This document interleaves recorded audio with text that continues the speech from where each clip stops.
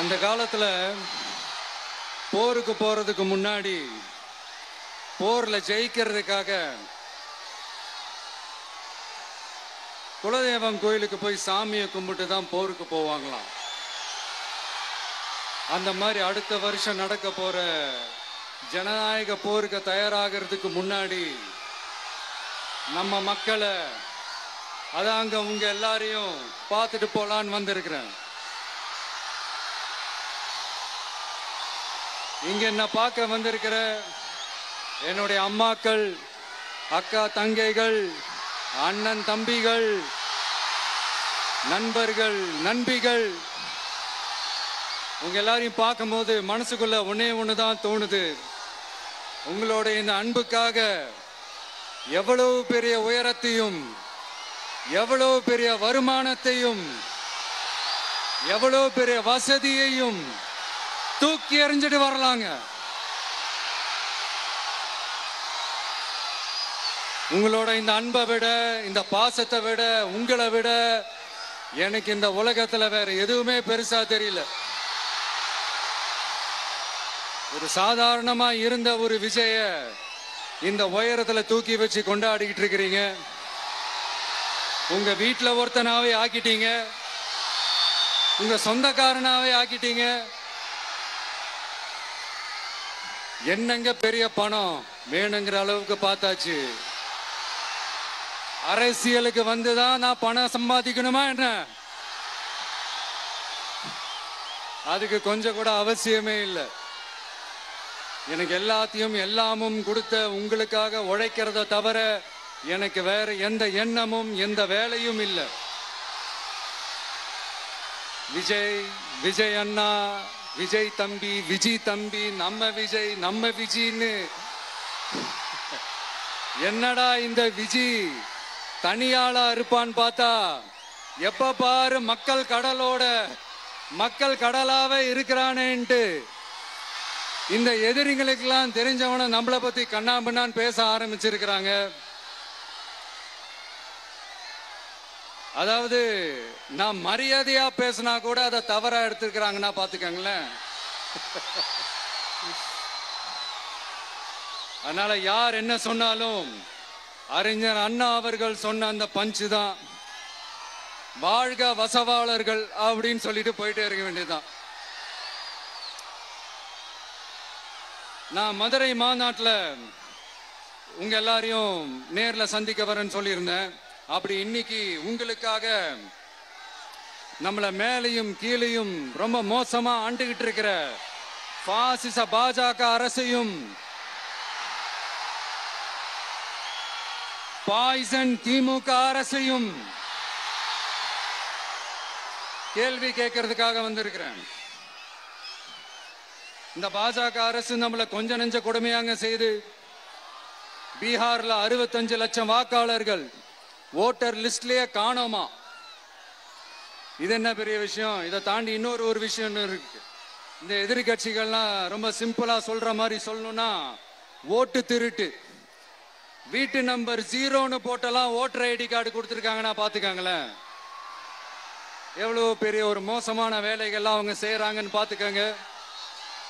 அடுத்து one nation one election, ஒரே நாடு ஒரே தேர்தல் 2029ல இவங்களோட ஆட்சி காலம் முடிய போகுதுன்றது எல்லாருக்குமே தெரிஞ்ச ஒரு விஷயம்தான். அதனால இந்த மாநில அரசுகள் எல்லாத்தையும் கலைச்சிட்டு எல்லாருக்கும் ஒட்டு மொத்தமா ஒரே நேரத்துல தேர்தல் வைக்கிற ஒரு ஐடியா. அப்பதானே ஒரே நேரத்துல இந்த தில்லு முள்ளு வேலைகள்லாம் ஈஸியா செய்ய முடியும். இதுக்கு பேர் என்னங்க? ஜனநாயக படுகொலை தானே. அடுத்து டீலிமிட்டேஷன், பார்லிமெண்ட் தொகுதிகள் மறுசீராய்வு. நம்ம சவுத் இந்தியாவை விட நார்த் இந்தியாவுக்கு அதிகமான பார்லிமெண்ட் தொகுதிகள் கிடைக்கிற மாதிரி ஒரு மோசடி வேலை ஒன்று செஞ்சுக்கிட்டு இருக்கிறாங்க. இதைத்தான் டிவிகே முதலையே எதிர்த்தோம், இப்பவும் எதிர்க்கிறோம், இனிமேலும் எதிர்ப்போம். அதனால இந்த SIR, one nation one election, delimitation இதெல்லாம் எதிர்கட்சிகளை அழிக்கிறதுக்காக ரொம்ப ரொம்ப முக்கியமா நம்ம சவுத் இந்தியாவோட அந்த பவரை குறைக்கிறதுக்காக செய்யப்படுற ஒரு மோசடி வேலைகள். இது ஒட்டுமொத்த இந்தியாவுக்கும் பாஜக அரசு செய்யற ஒரு துரோகம். சரி, பாஜக அரசு தான் நமக்கு துரோகம் செய்யறாங்கன்னு பார்த்தா இங்க திமுக அரசு நம்மள நம்ப வச்சு ஏமாத்திக்கிட்டு இருக்கிறாங்க.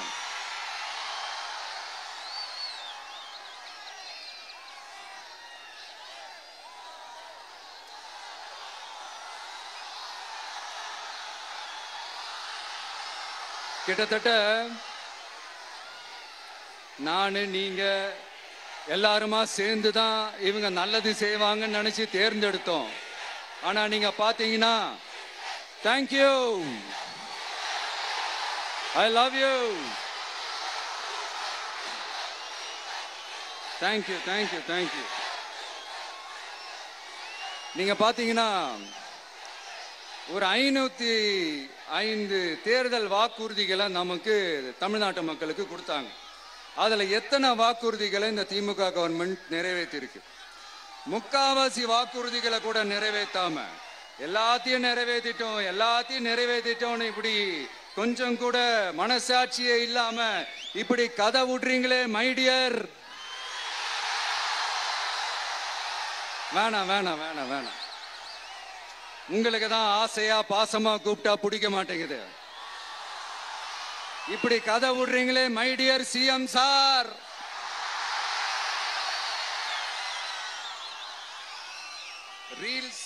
ரீல்ஸ் வேற, ரியாலிட்டி வேற நீங்களே சொல்லிட்டு இப்ப நீங்க விடுறது அம்பட்டும் ரீல்ஸ் தான். அதுல எல்லாம் பாதியில அருந்தும் போயிடுச்சு.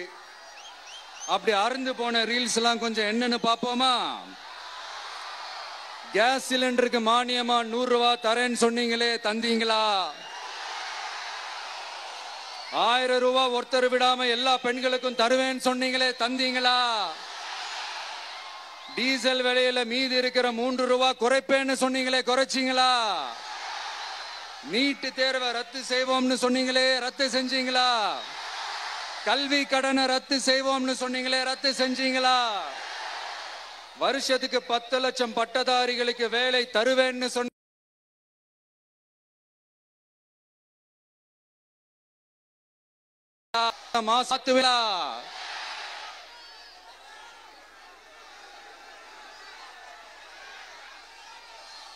மீனவர்களை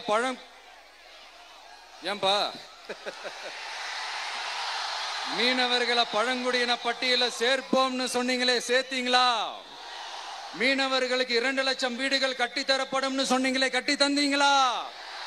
அனைத்து மீனவ கிராமங்களிலும் மீன் உலர்த்தும் தளம் அமைக்கப்படும் சொன்னீங்களே, அமைச்சு கொடுத்தீங்களா? நெசவாளர்களுக்கு கூட்டுறவு சங்கத்துல கொடுக்கிற கடனுக்கு வட்டி 12% இருந்து 8% குறைக்கப்படும் சொன்னீங்களே, குறைச்சிங்களா? ஆட்டோ ஓட்டுறவங்களுக்கு சொந்த ஆட்டோ வாங்க 10,000 மானியம் வழங்குவோம்னு சொன்னீங்களே, வழங்குனீங்களா? அரசு ஊழியர்கள் ஆசிரியர்களுக்கு ஓல்டு பென்ஷன் ஸ்கீம் கொண்டு வருவேன்னு சொன்னீங்களே, கொண்டு வந்தீங்களா? பகுதி நேர ஆசிரியர்களுக்கு பணி நிரந்தரம்னு சொன்னீங்களே, செஞ்சீங்களா? சத்துணவு மற்றும் அங்கன்வாடி பணியாளர்களுக்கு அரசு பணி உறுதின்னு சொன்னீங்களே, செஞ்சீங்களா? முதியோர் உதவித்தொகை 1500 ரூபாய் தருவேன்னு சொன்னீங்களே, தந்தீங்களா? தமிழகத்தில் இருக்கும் வேலை வாய்ப்புகள்ல 75% தமிழர்களுக்கு சொன்னீங்களே, தந்தீங்களா? 3 லட்சத்தும் மேல் இருக்கிற காலி பணியிடங்கள் நிரப்பப்படும் சொன்னீங்களே, நிரப்பினீங்களா?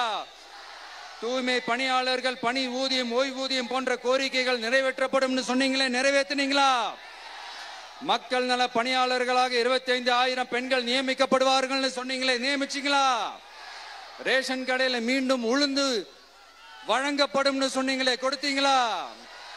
அனைத்து அரசு வேலை வாய்ப்புகளிலும் பெண்களுக்கு 40% முன்னுரிமை வழங்கப்படும் சொன்னீங்களே, கொடுத்தீங்களா? 35 வயதுக்கும் மேற்பட்ட திருமணமாகாத ஆதரவற்ற பெண்களுக்கு கல்வி தகுதிக்கு ஏற்ப அரசு வேலை வழங்கப்படும் சொன்னீங்களே, வழங்கினீங்களா?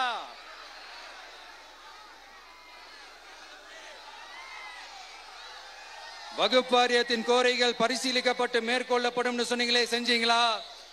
அரசு வீட்டு வசதி மற்றும் குடிசை மாற்று வாரிய வீடுகளில் மாற்றுத்திறனாளிக்கு ஒதுக்கீடு செய்யப்படும் சொன்னீங்களே, செஞ்சீங்களா? இலங்கை தமிழர்களை காப்பாற்ற ஒரே தீர்வு பொது வாக்கெடுப்பு தான், அதை நடத்த வலியுறுத்துவோம்னு சொன்னீங்களே, செஞ்சீங்களா? இப்படியே நம்ம கேள்வி கேட்டுக்கிட்டே இருக்க வேண்டியதுதான். இவங்க கிட்ட இருந்து எந்த பதிலும் வரப்போறது இல்லை. ஏன்னா இருந்தாதானே. அதனால நான் உங்களை கேட்கிறேன், செய்வோம் செய்வோம் செய்வோம் செய்வோம்னு சொன்னாங்களே, செஞ்சாங்களா?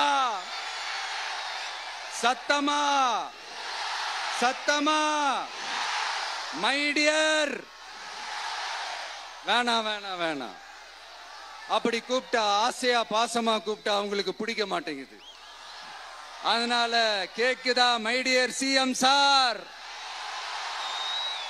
அவங்க பண்றது துரோகம்னா நீங்க பண்றது நம்பிக்கை மோசடி.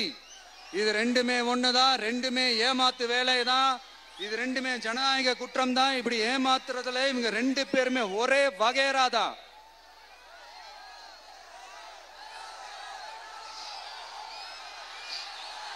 முந்தானேத்து வரைக்கும் ஒன்றிய பிரதமர், இப்ப இந்திய பிரதமர். இப்படி மாத்தி மாத்தி பிளேட்டை மாத்தி மாத்தி பேசுறதுல நம்ம சிஎம் சார் ரொம்ப பிரில்லியன்ட். இப்ப புரியுதா மக்களே? மறைமுக உறவுக்காரர்கள்னு நாம ஏன் சொல்றோம்னு? சரி, இப்ப நம்ம அரியலூர் மாவட்டத்துக்கு வருவோம்.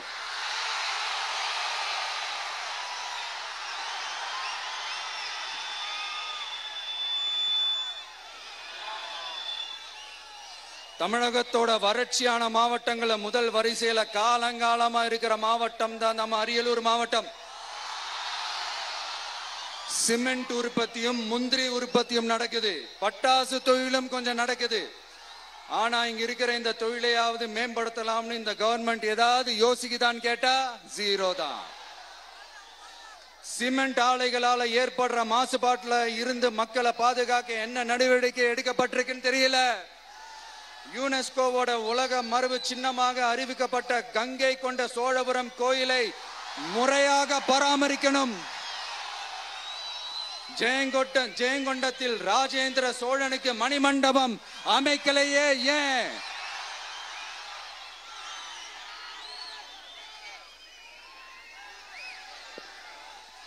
மருதையாத்தோட குறுக்க வாராணவாசி தடுப்பணை கட்டுறதை பத்தி 4 வருஷமா கண்டுக்கலையே ஏன்? அரியலூர்ல இருந்து ஜெயங்கொண்டான் காட்டுமன்னார் கோயில் வழியாக சிதம்பரத்துக்கு ரயில்வே வழித்தடம் அமைக்கணும்ன்ற கோரிக்கை என்னாச்சுன்னு தெரியல. ஜெயங்கொண்டத்திலிருந்து கும்பகோணத்திற்கு ரயில்வே வழித்தடம் அமைக்கணும்ன்ற கோரிக்கை என்னாச்சுன்னு தெரியல. அரியலூர்னாலே முந்திரி உற்பத்தி தான் பிரதானம், அதனால முந்திரி தொழிற்சாலை அமைக்கணும்ன்ற கோரிக்கை என்னாச்சுன்னு தெரியல. இந்த மாவட்டத்தை சேர்ந்தவர் போக்குவரத்து அமைச்சரா இருந்தும் போதுமான பேருந்து வசதி இல்லையே ஏன்? என்னடா இவன் வந்ததுல இருந்து கேள்வியா கேக்குறான், இவன் வந்தா என்ன செய்வான்னு கேக்குறீங்க அதானே? தீர்வை நோக்கி போறதும் தீர்வை காண்றதும் மட்டும்தான் நம்ம டிவிக்கோட லட்சியமே. நம்மளோட தேர்தல் அறிக்கையில இதுக்கான விளக்கத்தை ரொம்ப தெளிவா சொல்லுவோம். ஆனா அதுக்கு முன்னாடி அதை செய்வோம் இதை செய்வோம் இந்த பொய்யான வாக்குறுதிகள்லாம் எப்பவுமே கொடுக்க மாட்டோம். எது நடைக்கு சாத்தியமோ எது உண்மையோ அதை மட்டும்தான் கொடுப்போம். ஆனா அட் த சேம் டைம் மருத்துவம், குடிநீர், ரேஷன், கல்வி, அடிப்படை சாலை வசதி, மின்சாரம், இந்த மாதிரி அடிப்படை விஷயங்கள்ல நோ காம்ப்ரமைஸ்.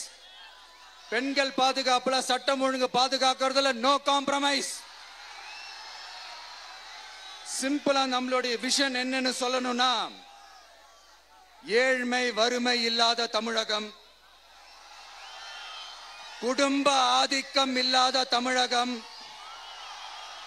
ஊழல் இல்லாத தமிழகம், உண்மையான மக்களாட்சி, மனசாட்சி உள்ள மக்களாட்சி.